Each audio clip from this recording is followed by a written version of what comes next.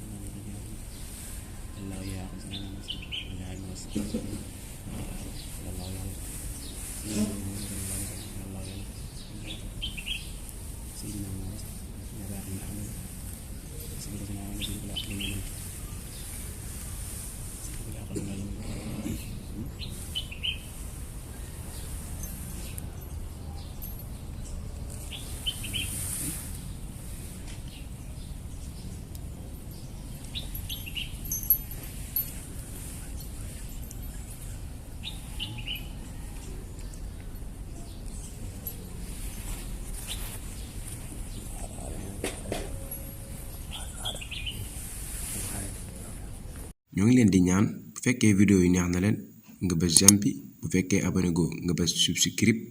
après nga daal di bës touche de notification bi ngir nga mën a am bépp vidéo buñ yees buñ dugal jaajëf.